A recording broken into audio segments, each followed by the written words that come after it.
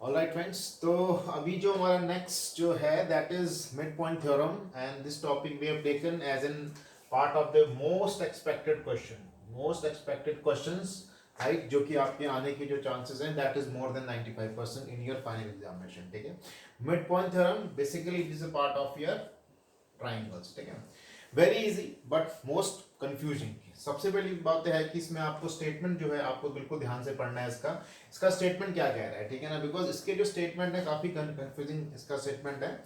The line segment joining the mid points of any two sides of a triangle is parallel to the third side and is half of it. ठीक है, दिखने में काफी easy लग रहा है। ठीक है, फिर से मैं एक बार बोलता हूँ, the line segment joining the mid point of any two sides of a triangle is parallel to the third side and is half of it. Right, suppose ये कोई ट्राइंगल है। ठीक है, ये कोई ट्राइंगल है, ये दोनों क्या है, इसके मिड पॉइंट्स हैं। ठीक है, हमको ये प्रूव करना है कि ये जो लाइन जो ज्वाइन कर रही है इन दोनों पॉइंट्स को, ठीक है, ये इसके पैरेलल है, ये इसके पैरेलल है। मतलब डी ई इज पैरेलल, यहां मैंने लिखा हुआ है टू प्रूफ, मैं काफी शॉर्ट में लिख रहा हूं। ठीक है, to proof D E is parallel to B C. दूसरा हमको प्रूफ करना है, देखिए पहला स्टेटमेंट क्या था, इज पैरेलल, तो पैरेलल मतलब ये। दूसरा इज हाफ ऑफ इट, मतलब D E is half of B C. ठीक है, अब इसको प्रूफ कैसे करना है, तो इसके कुछ हम लोग के स्टेप हैं। पहला स्टेप ये है कि we will extend this D E up to F, यहाँ पे हम उसको एक्सटेंड करेंगे and we will draw C F parallel to D B, ये आपको नोट करके रखना है and this step have to be learn, right. इसके बाद क्या है, पहला स्टेप जो इसमें करेंगे, ये दोनों ट्राइंगल को ले लेंगे, जैसे ए डी ई ट्राइंगल ले लिया, triangle A D E and in triangle E C F. ठीक है, ये एंगल और ये एंगल आपका क्या हो जाएगा, वर्टिकली अपोजिट एंगल। ठीक है, और ये साइड और ये एंगल और ये एंगल आपका ऑल्टरनेट इंटीरियर। क्यों, ये लाइन इसके पैरेलल है, ये लाइन इसके पैरेलल है, अगर ये थोड़ा एक्सटेंड किया तो ये वाली लाइन भी तो इसके पैरेलल होगी। ठीक है, ये एंगल ये हो गया and E is the D E will be equal to E F. ठीक है, इसको लिख लेते हैं, डी ई पहले angle, suppose this angle 1, this angle 2, angle 1 is equal to angle 2 alternate interior angle. ठीक है, उसके बाद हम इसमें ये लिख देते हैं, जैसे angle this is angle E is equal to angle E, means vertically opposite angle. ठीक है, ये दो आपका यहाँ पे हो गया। ठीक है, अब ये क्या है, ये इसका मिड पॉइंट है, राइट। तो अगर इसका ये मिड पॉइंट है तो D E this side A E will be, D is the mid point of this ना, तो A E will be equal to E C.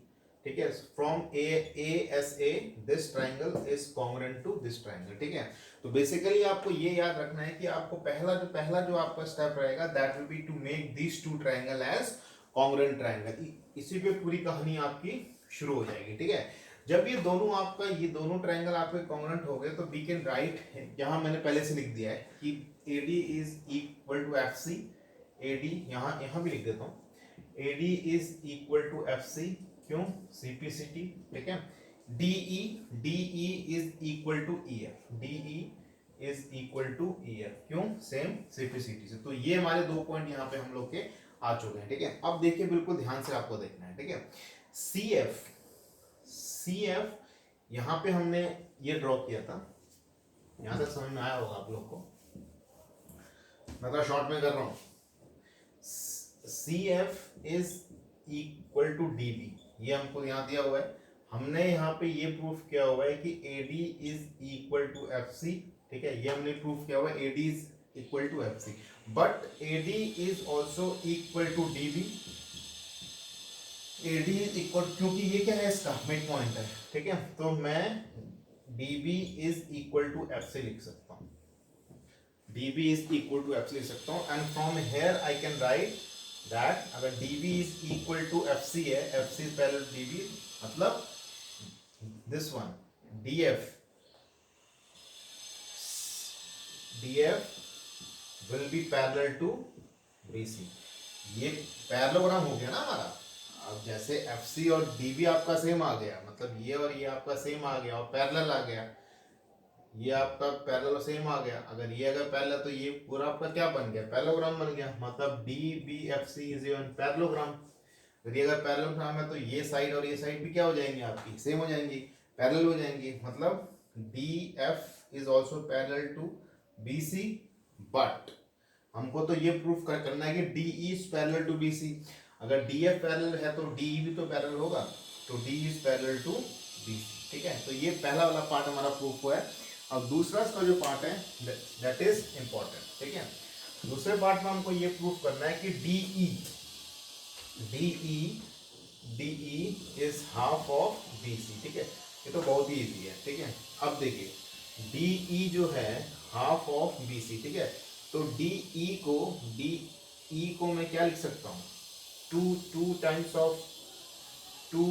Of DF, ऐसे लिख सकता हूँ, 2 टाइम्स ऑफ DF। ठीक है, DE ये हमको प्रूफ करना है कि DE is half of BC। ठीक है, तो DE is half of BC हमको प्रूफ करना है।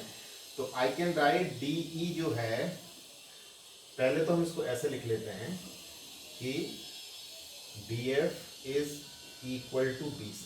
ठीक है, अब ये DF को मैं क्या लिख सकता हूँ, DE plus DE equal to BC।